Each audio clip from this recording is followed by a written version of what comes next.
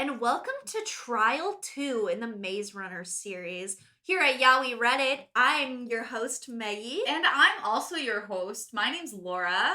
And we're talking Maze Runner, specifically the second book in the series, Scorch Trials, today. Yo, I'm excited for this one because this book slapped. I think that this book was better than the first. I agree. Because this book, the first one, the pacing, it gets a little weird. Yeah. But this one just feels like it all moves together. That's what I'm saying. Yeah, sometimes in the first book it was stagnant, and then I needed action. And it's fine if they want to do slice of life in the maze. Yeah. Love getting to know them. Yeah. But this one had the perfect balance of those down moments and then also crazy action. Yeah, and this one said the stakes, they're higher now. Oh my god, yeah. Some of the things that they throw at the Gladers and their subsequent company is nuts. It's insane. Like, this book is absolutely, like, I hardly remember reading this. So, I remembered the first one a little bit more when I was reading it, but this one I was just like, oh, wow. This is taking turns that I do not remember. And I never read this one. Yeah. As a kid. Aww, I never read it. How sentimental for you to get to read this after years of not having done so. I know, I popped my cherry. Aww. It's very beautiful. That's really romantic. Speaking of romantic, we start off with our two titular main characters, Thomas and Teresa, a little TNT for you. Yeah, we're picking up right off where book one left. They're doing some telepathic flirting. Hot. And Thomas is just going to sleep, has a cute dream about his mom and his dad who got sick with the flare. And they are all still, they're still in the co-ed situation. You thought that dream was sweet? I thought it was sad. It's his parents saying, his mom signing over papers to give him away. I think it's nice because he had a memory about his parents. Like, was it good? No. I know, in this scene when, like, Teresa was like, I can't sleep, I was like, are they gonna go canoodle somewhere? And they don't, and I was kind of bummed. They don't. No, unfortunately, the complete opposite happens. Teresa in her separate bunk in this little place that they've been rescued at. I kept picturing like a YMCA gym with like two rooms off of it, one for Teresa, one for the boys. Oh yeah, like I definitely did envision the co-ed bunk situation as like a building with cement blocks kind of in it, and then maybe they're painted different colors as their rooms. And Teresa interrupts Thomas's dream and is like, something is wrong. That's what she's thinking, and they're telepathic communicating. Yeah, and Thomas is too tired to give a shit right now. Instead, he's gonna keep sleeping, catch some of those Z's, and he's gonna wake up to absolute fucking chaos. Mm-hmm. Some guy who's all bloodied and shit with like red bloodshot eyes and a sunburn is at the window, and he's yelling at him. He's not holding any cards close to his chest. No. He's like, I'm a crank. Yeah, I'm a crank. And he's also saying, kill me. And, like, there's bars on the windows, and the guys are like, were those there last night? Last night we were eating pizza. We were having the best time. And Thomas is like, I gotta go find Teresa. She's all alone. And lo and behold, Teresa is missing. And it's a whole mess. Like, they have to break out of their door and into this gym. And they find all of these rescuers hanging from the ceiling. Yeah. The way my jaw dropped, I was like, oh boy, I do not remember this book, because this is a vividly described scene. Yes, so they walk into the common room, which is, I mean, you've been in a common space. I've never. You've never been in a common space? I haven't. I imagined a lot of ping pong tables. And all the people who saved them, they're strung up by their necks dead, and their faces are kind of purple. Like, they're, I would say, like, maybe stage 3 of rigor mortis, kind of, like, plump, like Violet Beauregard and Willy Wonka, but not in the fun way, because they're dead. Yeah. She was alive. Yeah, in a way that it's obvious they have been there for some hours. Yeah, and what's awful is, like, Mino has to go turn on the lights, so they don't even see them hanging. They're just bumping into them in the dark. Yeah, and they get to Teresa's door, and it's labeled the Betrayer, and they're like, that's fucking wild. And even though Thomas couldn't get, a hold of her telepathically, he still can't, and she's not even in her room. Like I said, she's missing. A different person is there. His name is Aris. And he says, like, what are you clinks doing here or whatever? Like, because he has his own version of Shuck. We learned that Aris is also from a maze. However, he was the only boy in a maze of girls, much like Teresa was the only girl in a maze of boys. And that's when we learn, we learned this in the epilogue of the last book. This is when we learn There's 2 mazes. Yeah. So Thomas goes to look for Teresa to no avail. And Aris explains a little bit his maze. Also 50 girls. And before that they all came here, they were held in a gym before getting here. We also learned that Aris knows how to speak telepathically. Yeah. And Aris says that Wicked killed his best friend, who would be the female version of Thomas in his Maze Runner. Which is sad. Her name was Rachel. But something spooky. Aris has a tattoo on his neck, like he's been little branded, like a little cow. And it says, like, you know. Partner. Yeah, it says the partner on it. And then they realize they all have tattoos. Mino says he's the leader. Newt says he's the glue. Yeah. And Thomas says to be killed by Group B. Yikes. Slaughtered like an animal. You know how cows have those tags on their ears? Exactly. Yeah, that's exactly what this is. That's Thomas. What do you think your tag would say? Ooh, I think mine would say thickest ass. Oh, really? I mean, I kind of am manifesting that in 2023. I love that. What would yours say? Oh, gosh. What would mine say? I like to think that mine would say, like, the intellectual slut. Like, something fun like that. Ooh, I love that. I read a tweet today that said there are 3 genders, which is princess, slut, and loser. Oh, my gosh. What if you identify with all of them? Are you... I think I started as slut and then transitioned to princess. Like, I think my gender right now is princess. What about you? I think my gender is always going to be slut. At the end of the day, it is. I love that. Yeah. I'm in Reformation school. Do you remember on VH1 there were those, like, charm schools for all the people? Oh, my God. We need to start watching... Monique's charm school? There was one for, like, the Rock of Love bus girls, too. Oh, my God. Start that and then email us at Meggie and Laura present@gmail.com. One of our followers, tell us your thoughts. We'll watch it if anybody used to love the VH1 reality shows as much as Meggie and I, let us know. What would you do if To Be Killed by Laura was on my neck? Would you do it? No, I don't think so. I wouldn't either. I mean, I don't think I could. I'd be like, that doesn't mean shit to me. Yeah. Then I go kill the person who gave you that tattoo without you knowing. I hate when people don't get consent from my best friend. That was beautiful. Yeah, thanks. That was a poem.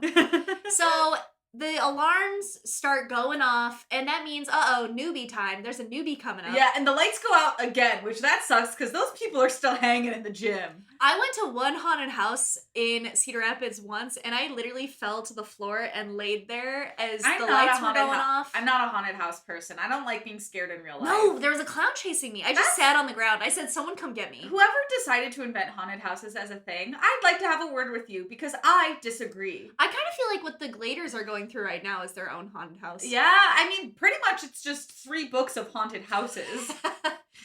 Yeah. Oh my God. Well, when the alarms go off, the curse is risen. The bodies are gone. And that's nuts. Like, I read that, and again, jaw on the floor. I'm like, what the fuck is happening? Yeah, it's essentially like all an optical illusion. The cranks are gone. The windows are covered in brick now. Yeah. And there's fresh clothes laid out for them. Which, honestly, really nice. I would go through all of that for a new wardrobe. Love this Airbnb. So, Teresa's sign, the betrayer, has also changed to Aris's sign. Oh my God, I would be gaslighting myself. Oh my God, the Wicked is gaslighting these boys, which, like, honestly, they deserve it. They're boys. Yeah. They're gonna, if they weren't here, they'd be out, like, playing games with women. They'd be in a alley breaking mirrors. Yeah. And so Thomas, one of our toxic males, pushes for Teresa one last time with his mind, and he finds she's angry, which she should be. And she also we're turning on the boys as readers. Well, she also doesn't seem like she remembers him, which is like, again, like, we're like, okay, what's going on? It's weird. He falls asleep somehow, and he has, like, I don't know how you're sleeping in these situations. Benadryl. Yeah.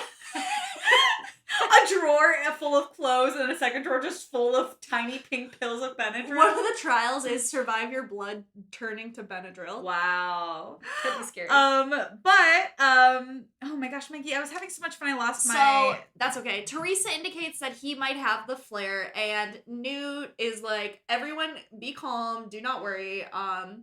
if, they've been sent there, that doesn't mean the creators are just going to let them starve, because they're going on, 3 days of no food. Yeah, they spent 3 days with no food and just, getting water from the bathroom.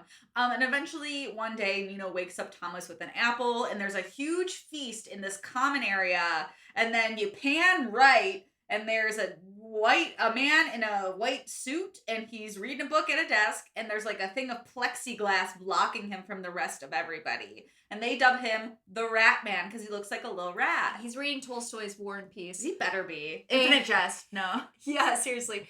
And he says that they've got 47 minutes before he's going to tell them anything. So y'all better just eat up before the next phase starts. Yeah, phase 2. And they're like, oh gosh. He drops a truth bomb. Yeah, he gives us a lot of details. He basically says, hey, you're going through some trials. Everything's going to save the human race. Don't believe what you see. So we're getting a lot laid on right now. Very, very thick. Yeah. He's coming off too strong. He indicated the bodies were an illusion. Yeah. And Wicked can just do stuff like that, which is horrifying. Yeah, and he's also, you guys are never going to understand why we're doing all of this until we get to the end of the trial, so you kind of just have to keep going along with us. Cool? And they're like, why would we want to go along with you? Yeah, and he's like, well, not really up to you, because it's time for things to get difficult.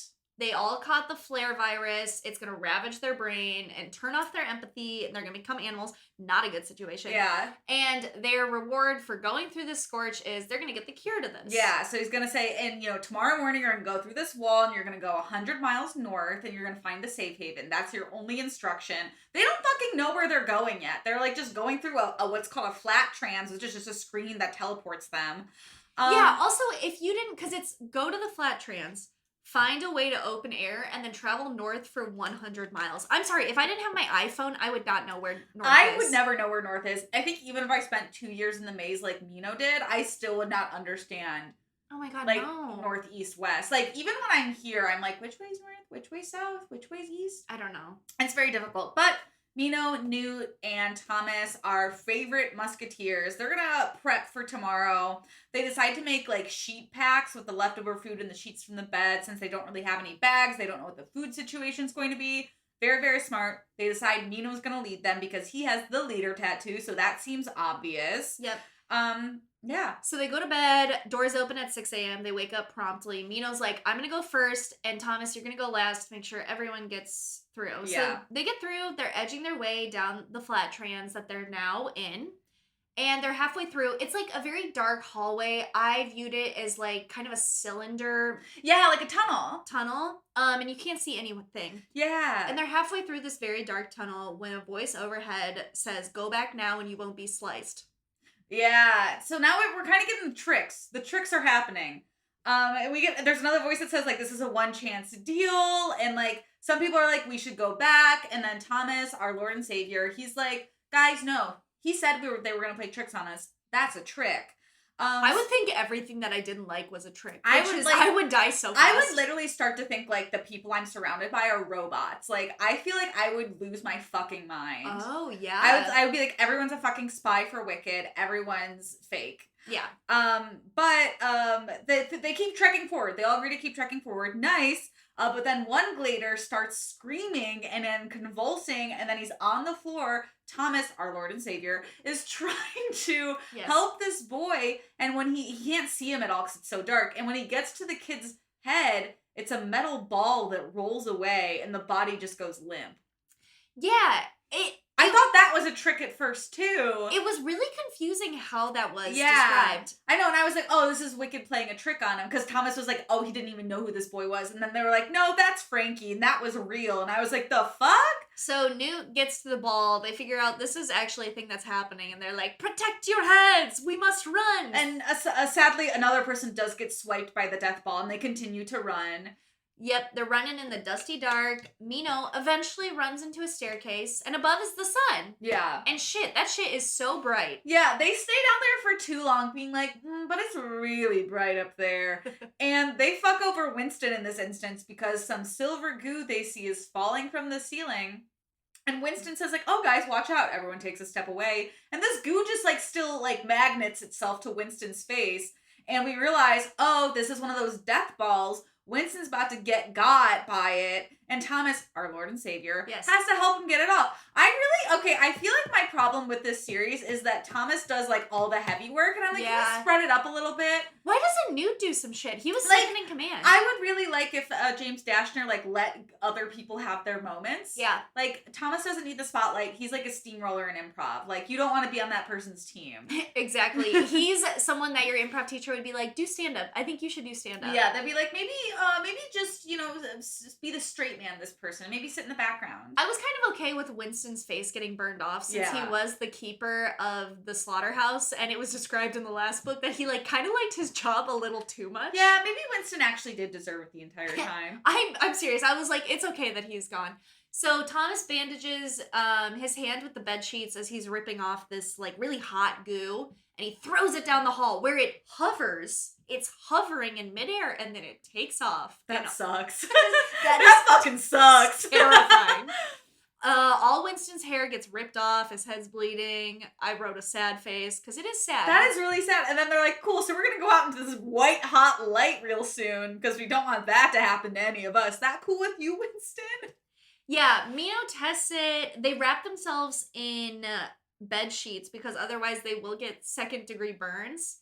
And with the sheets, like, barely protecting them as they run up the stairs to this wasteland of dust and rocks that is so bright, they describe it as just, like, they can't breathe. Yeah. It is windy. Everything is... It's a wasteland. A deserted wasteland. Which, okay, if you aren't covered by the bed sheets, which it feels like later on, sometimes they just get acclimated to the sun being, I assume, very close to this earth now.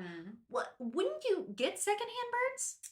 I guess it depends on if it's like, 180 degrees. Yeah. It's like, I feel like they would get really bad sunburn, but I guess it depends on the actual temperature outside and how hot the sun is. Oh, I guess that is true, because, like, the Middle East in the summer gets to, like, 130s. Yeah, exactly. So it's like, it's hot outside, but I guess it depends on... I guess your body would acclimate. Yeah, especially if they have sheets covering them. That's a good move. Yeah. But they also see that there's a town off in the distance, and without anybody questioning directions, they're just like, that's north, that's where we're going. Couldn't be me, I would say no, but I would be like, are we sure that's north?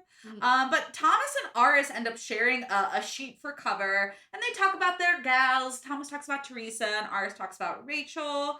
And then here's where things start getting interesting, because they see people start running towards them. Yep, these two cranks from this distance way far away, the town that they can see, start circling the group, and they're saying very weird things, like, not all cranks are past the gone. Yeah. Which, we don't know what that is. Yeah. And they also drop that the other group of girls is supposed to kill this group of guys. Yeah, and they also say that this is the Scorch, so we get a name now for this space. Yeah. Like the book, The Scorch Trials. Nightfall comes, and they hear a girl screaming off in the distance. Ugh. And I'm gonna say it, I do not like these trials. So they start running towards the city. Yeah. And we do learn, we learn less of the girls died? Oh, less of the girls died escaping Yeah, because Aris talks about his maze. Which we love. And him and Thomas are becoming like a little buddy. Aris is like pitching ideas of like what Wicked might be testing. He's like, maybe they're gonna like breed us since they're like looking for the best. Yeah. And he's like, or maybe they only want like one group to survive, so they're gonna like pull the plug on one of us. And I'm like, those are really good. Those are good guesses. I wouldn't have gotten there, but I wouldn't either. Yeah. As they're talking though, very rudely, the girl who's screaming stops, so like she's not demanding attention anymore. Yeah. And Thomas is like, I'm pretty sure it's Teresa, and I should go alone to talk to her. Yeah. And he goes to this person who's, covered, and then follows her through a doorway into a little room that appears somewhere. But it is Teresa, and she tells him to get away from her. And Thomas recognizes the way she's acting as the way Gally was acting when he revealed that he could be controlled. So he's like, oh no, they're controlling Teresa. They do kiss. We do get a kiss in this book really early on. It's really exciting. Very cute. But Teresa tells him to no, get away. And Thomas is like, I'll come back for you. I'll find you. And he just runs because he's just so heartbroken. Yeah, because she's like, everyone's got to run. So Thomas starts running. Everyone starts running with him until they eventually collapse, exhausted, as the sun's coming up. Yeah, and Mino's like, Thomas, what the hell was that? You went into a room where a strange woman was, and then you just started running. And I didn't even realize how funny that was. Yeah. And then Thomas has to explain, like, oh, that was Teresa, and she's being controlled. And Mino's a ride or die, so he's like, buddy, I get it. Buddy, hey, I get it. Whatever was back there was probably a trap. Yeah. And Wicked will probably make Teresa pay for saying anything at all. Exactly. So they decide they gotta rest because they've been running. Yeah. So they're resting in the sun under these sheets. And when Thomas wakes up from his little Teresa dream, yeah, he's lost his sheet to the wind. What a Keep tabs on it. You gotta put it under your body and then you put it over your body. Make your little sandwich in a sheet. You don't just put it over you like a little blanket. What's he doing? I love that was your solution, because mine was get a 3-hole punch a hole in the blanket, get a pair of handcuffs, handcuff yourself to the blanket. Meggie, I'd love to know where they're getting this material in a desert. Well, in the maze order they could put it in the box, but the box now is just the sky, so just throw up. Throw your requests up into the sky. Got it. So you're inferring Yeah. that there's a box from the sky now that we haven't been confirmed. Yeah, I kind of like the idea of you can just throw your requests up into the sky. That's a fun idea. Josie and the Pussycats on DVD. They get to a part where DVDs just start raining from the sky, and they're like, "Everyone, take cover!" Yeah, that's what Amazon needs to do next. But. That's so funny. Okay, they keep moving, and they see an old man on the ground. He's a crank. He's further past than the other cranks that we saw, since we now know that there's levels of crank. Yeah, he's looking up at the sky, and which he's is like, oh, a storm is coming. Is he further gone, or is he meditating? I don't know. We don't actually know. We don't spend this much time with this crank. No. But he seems to be warning them of a storm. And then the wind really starts picking up. Yeah. And then lightning starts happening. And y'all, this shit's crazy. Oh my god. I would say that this was the craziest part of the books, was the consistent lightning storms, because it just shakes the earth. Like, if you've ever played Sims 4, sorry, go with me on this one. And there's a lightning storm, and it kind of shakes your computer. Imagine that, but in real life. Like, everything is white when there's a lightning that hits. And it hits frequently. Yeah, and the thing is when this hits the ground, it leaves smoke behind. It is not it's just in the sky. It is crashing down into the ground, so much so that it crashes into a glader and absolutely obliterates him. His name's Jack. He gets his legs zapped off. Yeah, it just fucking wrecks him, and nobody stops. Everyone's like, nah, sucks for him, and they just keep running. Yeah, because that's how bad it is. Mino's clothes catch on fire, and Thomas saves him. Of course he does. They get to the city. They pass out in a building. Mino wakes up and his burns are really bad, but he'll recover. Yeah, and Newt also is like, I feel like it'd be easier to be dead at this point. And it does make me wonder how many question suicide at this point. I don't know, because during the lightning storm, 7 died. There's only 11 people left. That's a lot to die in a lightning storm. Holy shit. I know. But they're venturing into the city. Next level of the Scorch, and they eventually get cornered by a crank named Jorge, who says he's in charge of this town. Yep. Jorge starts being like, Wicked left us here to rot or kill each other, but enough about me. I want to know about you. And Mino's like, we can easily overpower you. And Jorge's like, apologize in 10 seconds. And then Mino doesn't, because Mino stands up for what he believes in. Hot. Mino's a fuckboy who never apologizes. Go on Fuckboy Island. And Jorge starts beating the shit out of him. And other people are trying to help. But then Thomas realizes there's more cranks coming from the top floors and other places. And they're like, oh no, we're surrounded. And Jorge's like, give me one reason why I shouldn't kill your friend. And Thomas is like, just let me talk to you one-on-one. And Jorge's like, fine, I'll give you 10 minutes. So Thomas tells him everything and hints at that maybe if he goes with him, they can all get the cure at the end of this little passage. And Jorge's like, that's pretty dope. You know me, myself, I'm only a few weeks into having the flare. Those who are far gone are past a place called the Gone.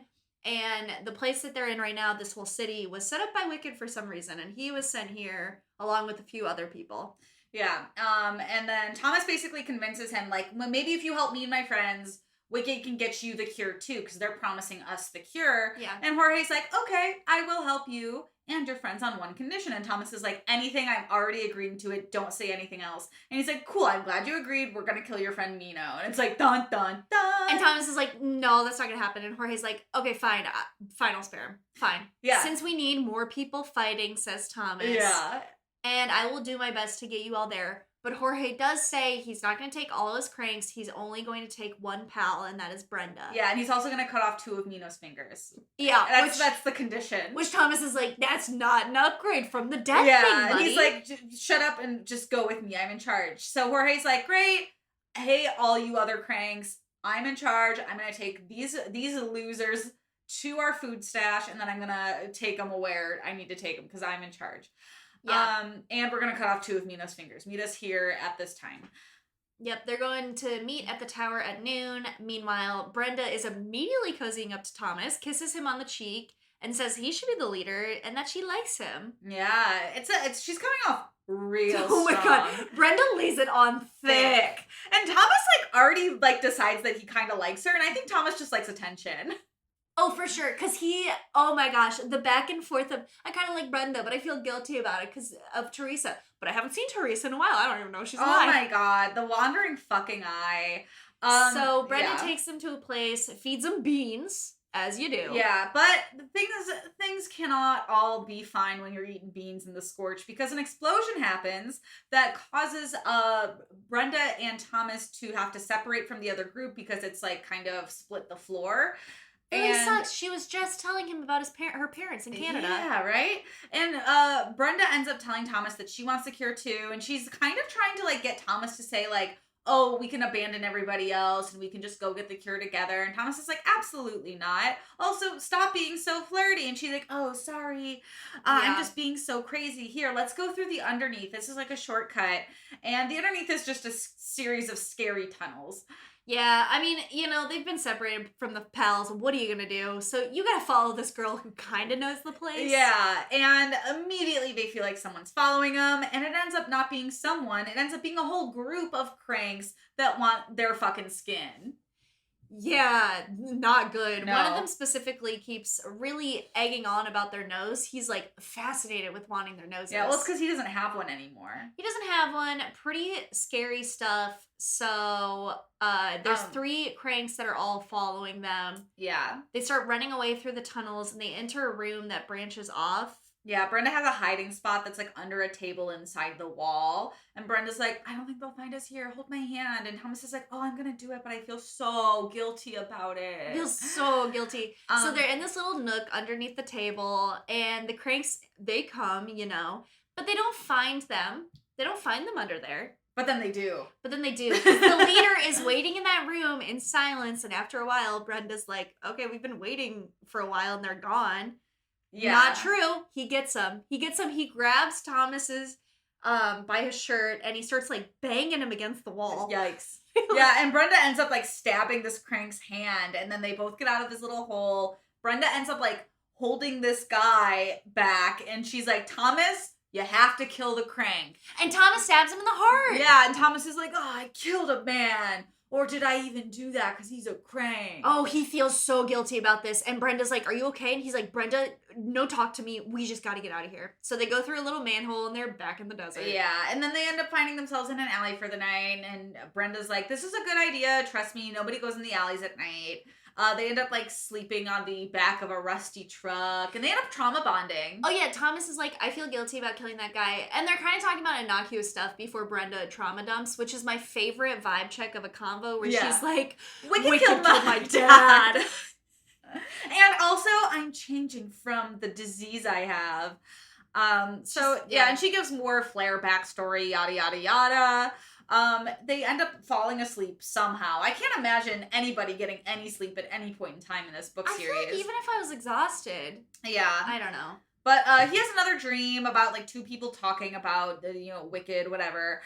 He wakes up and he notices a sign on the wall that says, Thomas, you're the real leader. And he asks Brenda about it, and she goes, yeah, those signs are all over the city, and I was gonna wait to tell you, but I just didn't want you to, like, leave me.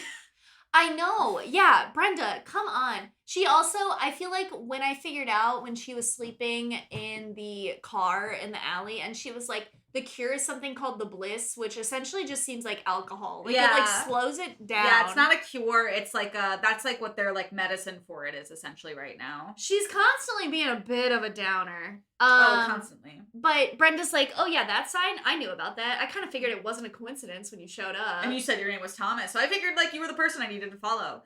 Yeah. So it's a whole thing, but Thomas is like, okay, whatever, let's, like, get moving. I still want to find my friends. Oh, she does pick up at this point that Thomas might have a girlfriend, Teresa, and she's like, do you guys have something going on? And it's really awkward. It's really awkward, because she did not want to hear that. No.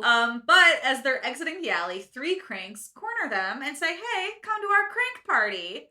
They hear some drums getting banged down these alley stairs, and they're like, no thanks. But this woman with very long hair is like, no, I don't think you heard us. And then 2 men with guns are like, you're going to our party. Yeah, and so now we have to go to a crank party, and they do not want to be there.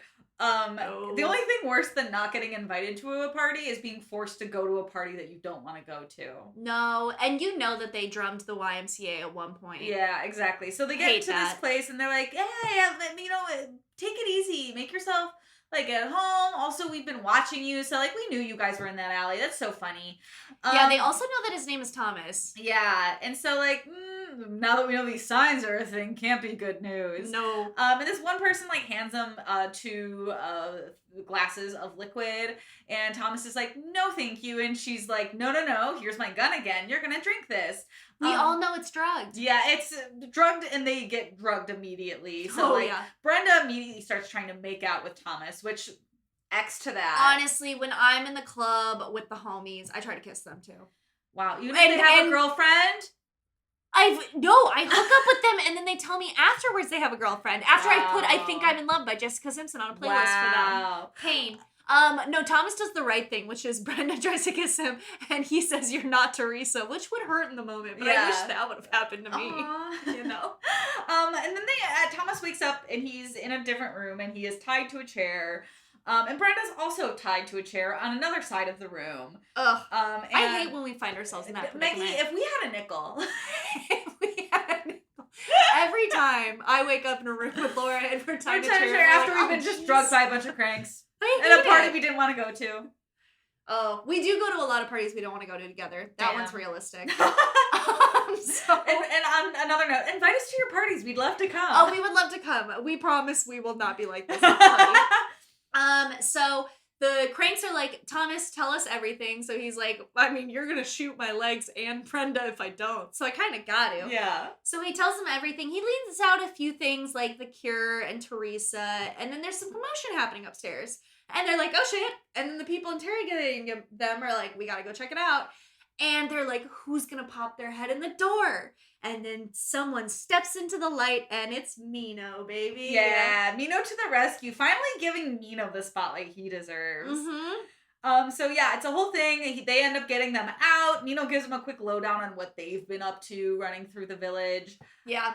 Thomas is like, geez. Well, now things are pretty tense with Brenda because I said that. Yeah, Brenda's pissed that he has a girlfriend, which, like, honestly, Brenda, it's not about you. And she does the thing where the guy is like, hey, are you okay? And she, like, turns around. She's like, I don't know why you said, like, I'm not in love with you. I just want to have fun, okay? And then she, like, keeps walking, which is like, what? Brenda, you've known this person for a day. I think you have a bit of a crush. It sounds like a crush. It sounds like a little bit of desperation, if you know what I mean. Hey, that sounds like you might put I Think I'm in Love by Jessica Simpson on a playlist for him. Meggie, are you Brenda? Oh, God. I would probably be Brenda over Teresa, which, whatever. That's a bummer. So they leave the seriously, underground party, and Mino informs Thomas there's 11 of them still alive. That's great. Plus Jorge's still around. And Mino's like, listen, are we leaving now? If anyone follows us, we'll kill you. Hey, you better stay down in that little basement. And he hears a shout, and Thomas turns around, and he gets shot in the shoulder. Fucking shot! Isn't that nuts? And so the Gladers spring into Glader action, and they're going to carry Thomas away. He's passing in and out of consciousness. Or he's like, I can get the bullet out with fire. We need fire. And Brenda's like, oh, babe, I'm so sorry. I didn't mean it. I wasn't that mad at you. So, like, Brenda's, like, apologizing to him. And it's like, Brenda, now, not the time to make it about you. He feels it, like, spreading in his shoulder, which means infection. Yeah. Because we know the guns in the Scorch are not clean. It's gotta be a rusty bullet. It's gotta be a rusty bullet. You got tetanus and shot. And as a big surprise to all of us, Thomas ends up getting taken away by Wicked that comes down in like a berg, which I picture just as a blimp. So they take him to a hospital. The woman who is helping him is really pissed off because she's like, this wasn't supposed to happen. A gun? Yeah, who gave them guns? Who gave them guns? They gotta stitch him up and get him back out there, and he overhears them saying only 4 or 5 of the people respond well to the variables that they're going through right now in these trials. Yeah. They send him back, they lower him from the plane in a litter of ropes and shit, and everyone's like, what is happening? Yeah, so Thomas like gives them like the quick lowdown of like, hey, apparently some of us are responding well to the variables, others are not. I know, seriously. Yeah. That's like, oh, okay, well, I have off-brand Cheetos and my skin is breaking out. That's just response to the variables. It's their lives, not like something as casual as that. But Teresa pops in to just like warn Thomas that like something bad will happen and he just has to go with it. Yeah. But they fall asleep at night. Thomas doesn't have time to think about what Teresa's hidden code means. And they sleep during the day so they can begin walking and scaling these mountains at night because I still got to get that at 100 miles. Thomas and Brenda make up kind of, and it's a little bit of flirty banter, but Teresa, when they are in these mountains, shows up. Manifests out of nowhere. And she has a spear. Literally a spear. And then we see the girl group kind of backing Teresa up, as good girls do. Good Girls Gone Bad, Cobra Starship. And there's 20 of them, so they are outnumbered. Oh, Good Girls Gone Bad featuring Lead Meester. Ooh, what a good song. Great. And Teresa ends up hitting Thomas with her spear because all these girls have weapons too, so like they're fucked. And she starts asking Thomas his name, which is like kind of kinky because she's like hitting him with a spear and being like, say your name, bitch.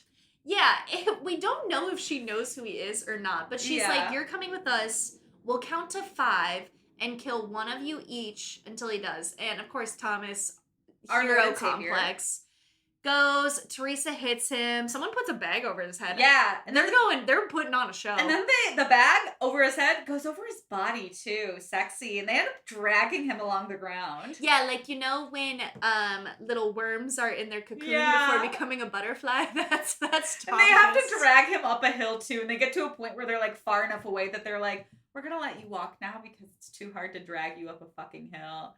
Which I thought was hilarious. I know. I would be so confused too because during this whole time, Teresa is leaning over to whisper like, they're blocking me from talking to you. Just trust me. And then also hitting him with the blunt end of his spear. Yeah. So it's like, she's sending him mixed signals to say the least. They're taking will they, won't they to the next level. So they have him walk, and Teresa is like, they told us to drag him though, and they're like, why are you saying that in front of him? Yeah. Why are you doing this in front of my friend? Yeah, and she's like, it doesn't matter because the plan is to kill him, so that's what we're gonna do. And then she also makes like an announcement that's saying like, yeah, we're punishing for what he did to me. And we find out later that was just like her like way of like getting the girls on her side to help kill him. Yeah, Teresa's gone full blown psycho mode. Yeah. She's like, we'll kill him in a bit. Don't worry, everyone rest up. And she suggests they tie him to a tree and feed him so he shuts up. And he's really mad at this point at Teresa. He's like, what did I do to deserve this? Yeah. And then so we meet 2 of the girls, Sonia and Harriet. And he starts to kind of befriend them. Laying it on thick. Exactly, yeah. And he starts to be like, guys, I don't think you should kill me. And they're like, okay, tell us why. And he's like, I'm starting to think like this is all like a task that Wicked has and it's a test. And I feel like you guys aren't supposed to kill me to like show that you respond well, to like stand up for the right thing. Thomas would make a great lawyer. He really would. And Sonia says, okay, but Wicked said we have to kill you if we want to get into the Haven.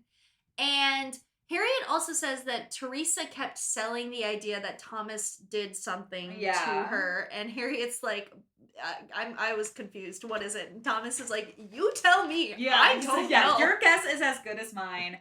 So the girl, Harriet and Sonia, they're like, okay, Teresa's like out doing whatever the fuck she's doing. Yeah. We're gonna have a little girl gang group right now without her and see what everyone's verdict is. And everyone's like, no, okay, let's not kill him. Let's not do it. So they all kind of team up. Thomas tells them more about Wicked. The girls are like, okay, yeah, we also think this is a test. And then they're like, Teresa comes back and they're like, okay, you stay here. We're gonna go tell her that we're not gonna kill you. And Teresa gets pissed. Oh, yeah. So Harriet's telling Teresa, and it's pretty obvious that Teresa wants him dead. Harriet even comes back to Thomas and is like, I would be careful. Yeah, stay away from her. Around that because, like, she says she's obsessed with, like, killing him, essentially. Because Harriet said a lot of the dragging of Thomas in the bag, yeah, that was Wicked's idea. But it was also kind of Teresa's idea. And when she met him in the building and kissed him earlier on, she was being controlled by Wicked. Damn. Which that would suck to hear. Breaks his little heart. Yeah. They end up continuing through the mountain, and nobody seems to care that Teresa's like not with them as they're trekking towards the safe haven.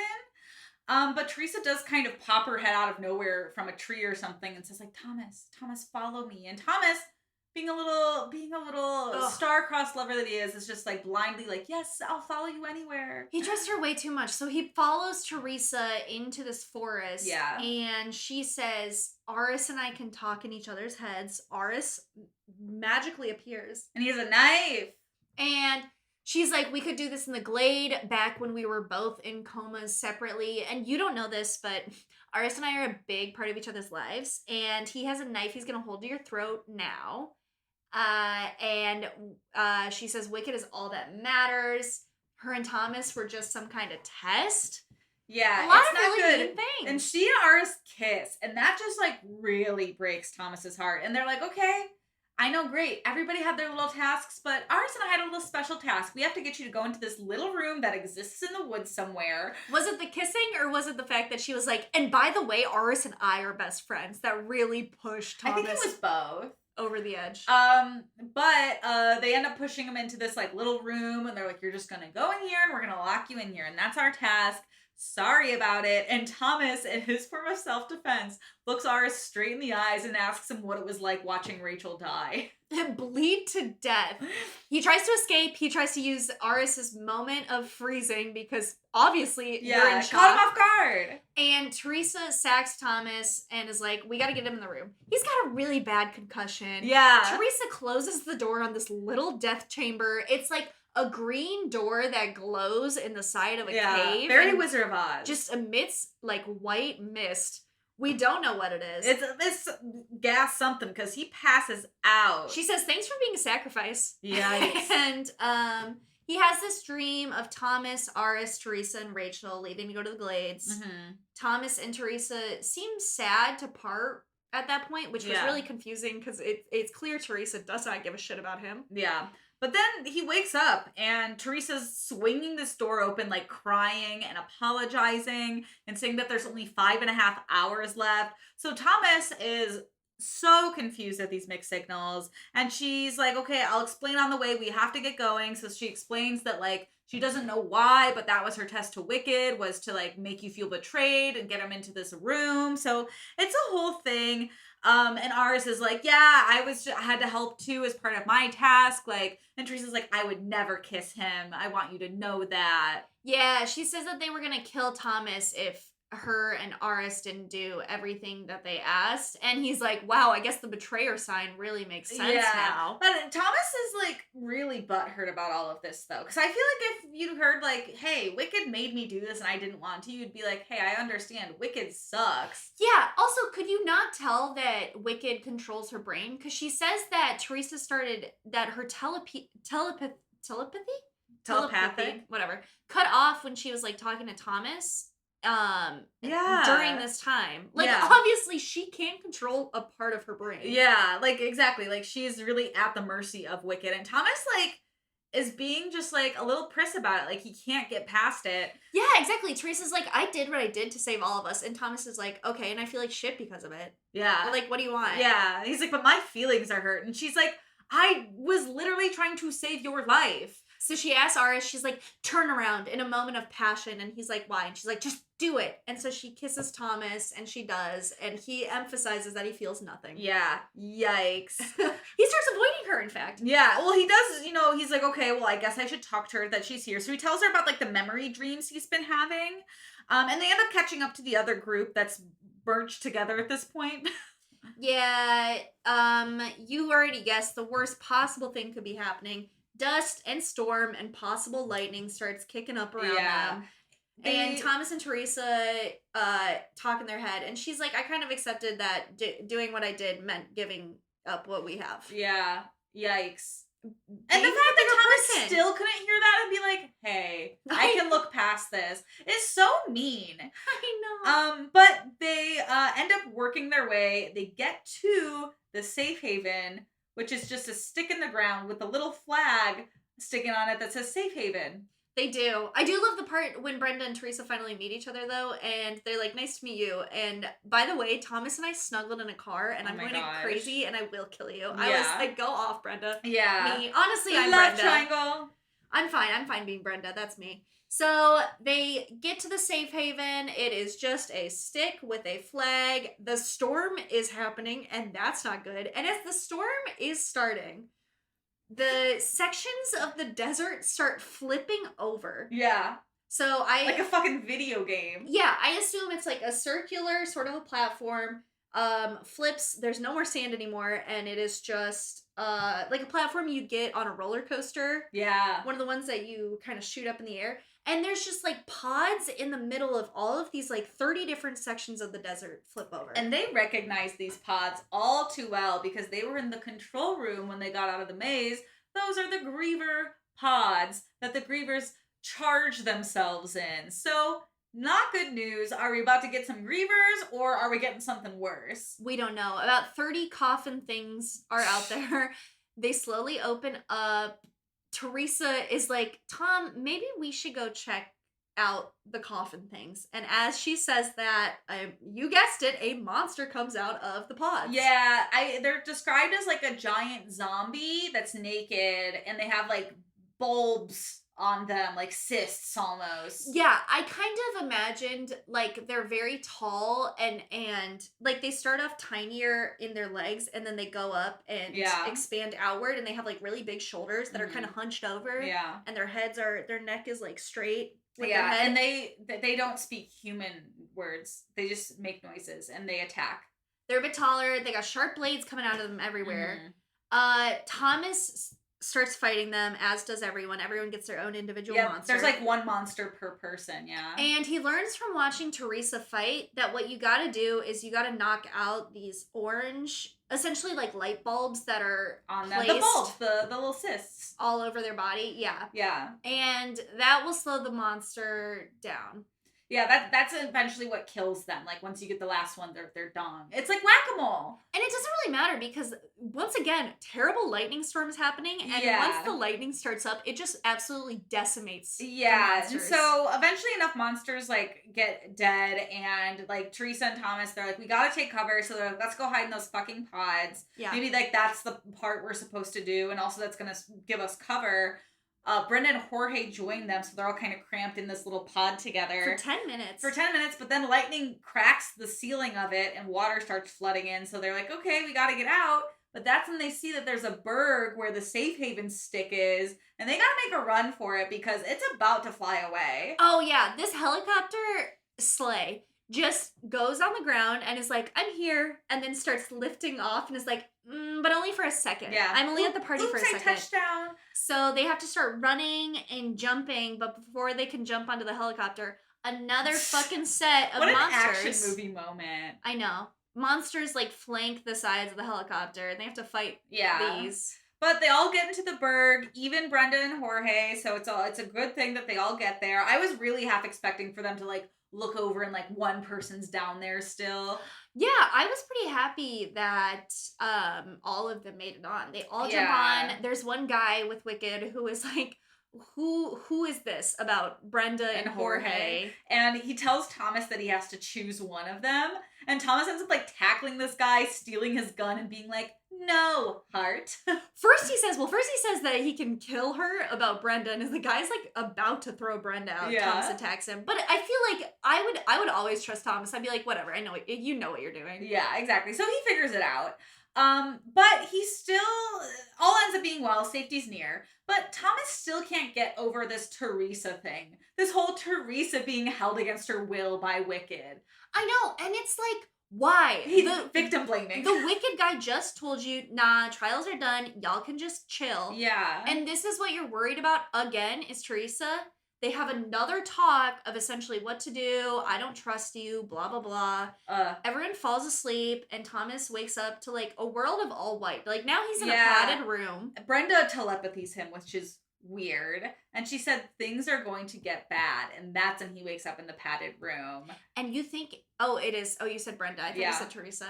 Tom wakes up, Teresa, now he's got two girls talking. Yeah, now he's got Teresa telepathing him, saying, like, hey, Thomas, are you okay? Like, Wicked told us, like, some really bad things. I've been trying to get in touch with you. Mm-hmm. And, apparently you have the flare, like, super badly. It's beyond repair. And Thomas just tells her to leave him alone. Because he thinks it's another fucking test. Yeah, and she's like, okay, but before I do, which I think would add a little more salt to the wound, she's like, BT dubs, Wicked is good. Yeah, so it's like, damn, what's gonna happen? Are we sure, Teresa? Are we sure? But we get an epilogue. We get another email from our lovely Ava Page to her Wicked coworkers, our Chancellor Ava Page. Mm-hmm. She says the trials, they're going okay. And next step in this book series is that they're all going to get their memories restored. And the real kicker is that some of these people that they've all been told they have this disease, some are immune and some are not, to just add more variables in. So we now know that some people are gonna have a fucking disease inside them. And the book ends on the last line saying that the actor who played Mino is 37 years old today. What? Thought it was a weird line to add in. No, I'm not. I wrote that down. I want everyone to know that Mino was 37 years old. Was he 37 when he was in the movies? No, but I looked up his age and he was born in like 1981, which really threw me off. Yeah, well, the movies came out in like 2015? Yeah, I guess he was fine. Yeah. I mean, he is fine. But even looking at photos of him, he does not look 40. Yeah. Good for him. Well, I mean, like, he was probably 20-something when he did Maze Runner. Yeah, maybe his IMDb hasn't been updated. Maybe, honestly, I am looking at photos of him from 10 years ago. I don't know. We're going to get some more facts, and then we're going to come back to you with a more educated assumption of this information. Yeah, and so that's the summary of the Scorch trials. And that's the summary of the Scorch trials. Is that the actor Mino never ages. Meggie, you're a journalist. You're supposed to be fact-checking yourself. Let's move into our top 5. This is a really exciting top 5 for us. This is our top 5 additional trials that we could have added to the Scorch. Yes. Coming in really hot at number 5, I think it would be great if we got a July 4th hot dog eating contest out of Arclators. Why add independence into it? Just do it any old day of the week. Just make it a Tuesday. Make it a Thursday. Yeah. Make it every day. Yeah. A Monday, Wednesday, Friday hot dog eating contest. It's a bracket. Oh, that'd be kind of fun. Number 4, we want them to get their jump shots and who can dunk the best. So put a single basketball hoop in that desert. Sounds like a great time. Because what says hope more than hops? Put that on a fucking shirt. No. Listeners, if any of you make t-shirts, please put that on a shirt, okay? Hops for hope. Hops for hope. Number 3. Laura suggested this one earlier, and I agree. We need to see these gladers get a number from a girl. They can survive, but do they have game? That's what I want to know. Which glader do you think would have the most game? I feel like Mino. Really? Yeah, who do you think? I think Newt. I think Mino is a little bit too cocky that I would be turned off. That's why I think he's so cocky that I feel like he could get it easily. Interesting. Okay. Yeah. I feel like Newt is like, he's not like a girl's guy, you know? He's not like oriented of like, I'm trying to like hook up tonight, you know? We'll both write dueling fan fiction about Laura and I we both have to start off going to the same bar. That's where the fan fiction starts. Yeah. And then we both meet the opposite. You meet Mino and I meet Newt, yeah. And then we have the listeners pick which one's hotter. Ooh, that'd be kind of fun. That'd be really fun. I think it'd be fun. Oh my gosh, we're already on number 2. No. Yes, we are. We are number 2. Oh my gosh. This is one Meggie came up with, and I also have to humbly agree with this. We think a great trial for them would be to last 10 minutes on the next bus, on a next date. That's how you make the money. So they have to go on a next date from MTV's Next. Bring that show back, honestly. They can't hop off the bus and be nexted for anything. No. They can't have a weak handshake. They can't have khaki pants. They can't be wearing sandals. But they gotta last 10 minutes. You gotta bring your whole... I love the idea of like one of those lightning storms happening and they just wake up and the big black next bus is there. Well, imagining like the Gladers stepping off the bus and then that fact card pops up next to them. Yeah. And it'd be like, Thomas, like, doesn't have any memories. It doesn't have any memories. Has a girl that he's kind of in love with. Oh, for sure. That's so funny that you had facts because I just had things that I ruminate about, which is like Thomas hasn't showered in 4 days. I mean, I would say things like that too. Yeah, that's but true. Nino, clothes are burned off. Okay, and coming in at number 1 for... Wait, pause. Okay, should pause. my Maze Runner fan fiction be all of them on the next bus? Wait, please. Absolutely. Because if we put Newt, Thomas, Nino, maybe Frypan's Aris and Frypan, that's 5. Albie can be resurrected. Perfect. So is Teresa the one that they're trying to go on a date with? I feel like it's just a rando. It's Laura and Meggie. It's us. And coming in at number 1 for top 5 additional trials, we said skip it. The toy. You know the thingy for your feet? I miss having a skip it. I love those. Oh, I bought one during the pandemic and I don't know where it is. That's fucked. I know. That's fucked. Who knows? But that moves us to our canceled character of the week. Okay. I thought about this one, and I don't think this is a right choice. I picked the Rat Man. Because I feel like he's from Wicked. He was being like kind of taunty and mean while they were like just trying to get some answers. And he's like, I won't talk to you until this clock strikes a certain time. So he's kind of a dick, so I canceled him. Okay. I am going to, and I know we were just sticking up for her. I think I want to cancel Teresa. Wow. I don't think she had to go as hard as she did on it. I would cancel Brenda before Teresa. Okay, well, Brenda has undiagnosed borderline personality disorder, so I have to love her. Wow, relying on a crutch, Maggie. You're probably right, and I know I'm probably wrong. I will bow to the Rat Man. Really? I was gonna make a case for Jorge too. Oh, really? That means you almost killed Nino. Oh, I think Jorge's doing what he can to survive. Or should we cancel Longhair from the Crank Party? Oh, the guy who shot Thomas? And drugged them. Yeah. Okay. Blondie? Wow. Yeah, both of them. Let's cancel the 3 cranks. We'll cancel the party though. Wasn't fun. We're gonna cancel the party. Boo. Boo to the party. Wow, this is the first time we both just changed our answers because we were both like, I don't agree with what I said. Yeah. Well, you did agree with what you said. I didn't agree with what you said. I do. I also didn't agree with what I said. I am. Unfortunately, I'm Team Brenda.